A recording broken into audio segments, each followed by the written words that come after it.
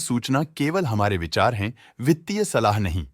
निर्णय लेने से पहले खुद शोध करें। किसी भी लाभ या हानि के लिए हम उत्तरदायी नहीं हैं।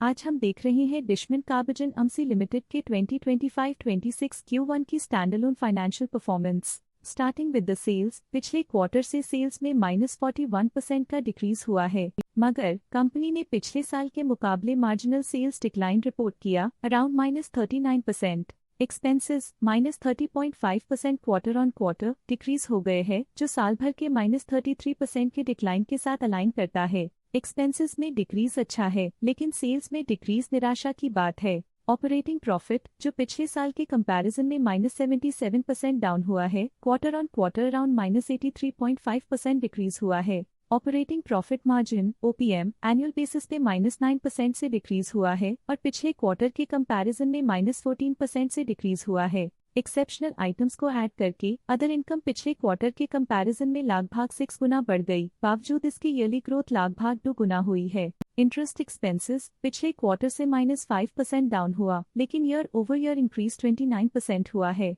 डिप्रिशिएशन कॉस्ट में 2% का क्लाइम देखने को मिला और ईयरली बेसिस पे 1% का इंक्रीज देखा गया। प्रॉफिट बिफोर टैक्स एनुअली लगभग 1.5 गुना बढ़ा, लेकिन प्रीसीडिंग क्वार्टर से लगभग 1.5 गुना बढ़ा है। इस साल कंपनी ने -37.5% टैक्स पे किया और क्वार्टरली कंपनी ने 35% टैक्स पे किया है। नेट प्रॉफिट ने ईयर ऑन ईयर लगभग 2 गुना का इंक्रीज दिखाया, लेकिन लास्ट क्वार्टर से लगभग 1.5 गुना का इंक्रीज हुआ है। इस क्वार्टर में कंपनी का परफॉर्मेंस काफी अच्छा रहा। वहीं अगर एनुअल एनालिसिस की बात करें तो इस साल कंपनी का परफॉर्मेंस काफी अच्छा था। अर्निंग्स पर शेयर EPS में साल भर में 0.5% का इंक्रीज देखा गया, लेकिन क्वार्टरली में लगभग 1.5 गुना की बढ़ोतरी भी नजर आई। इस क्वार्टर में कंपनी का EPS काफी अच्छा रहा।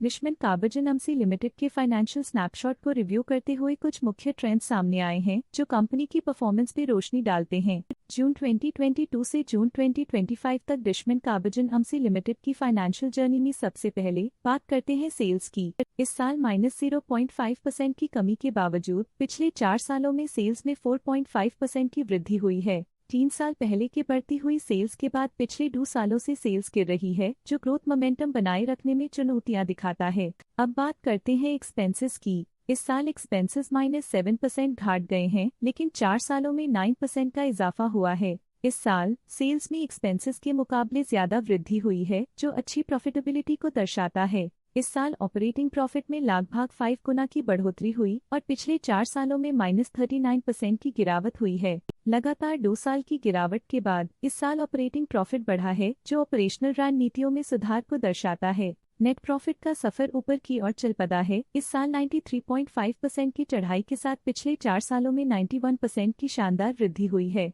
लगातार 2 सालों तक प्रॉफिट में कमी के बाद इस साल नेट प्रॉफिट में हुए इजाफ ने एक टर्नअराउंड का संकेत दिया है, जो स्ट्रेटेजिक रीअलाइनमेंट्स का असर हो सकता है। इस साल EPS ने ऊंचाइयों को छुआ है 106% की वृद्धि के साथ, जो पिछले 4 सालों में 108.5% की मजबूत वृद्धि पर आधारित है। लगातार 2 साल की गिरावट के बाद इस साल EPS में वृद्धि प्रॉफिटेबिलिटी में रिकवरी के शुरुआती साइंस देती है। चलिए अब बात करते हैं शेयर होल्डिंग पैटर्न की। डिशमन कार्बाजन अमसी की शेयर होल्डिंग रिपोर्ट्स कुछ इस प्रकार की हैं, जो अननोन 2025 के तक चलता है। ये रिपोर्ट कंपनी के शेयर्स की डिटेल्ड जानकारी देता है, जिसमें promoters, promoter groups, foreign investors, public investors और सरकारी एंटिटीज शामिल हैं।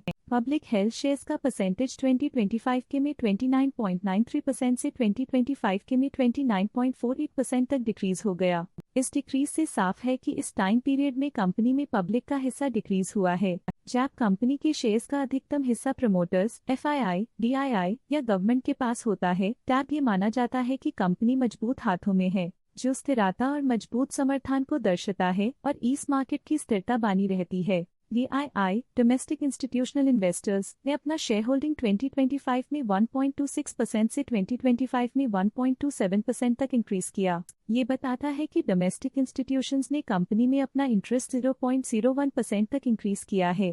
FII फॉरेन इंस्टीट्यूशनल इन्वेस्टर्स ने अपना शेयर होल्डिंग 2025 में 9.49% से 2025 में 9.93% तक इंक्रीज किया।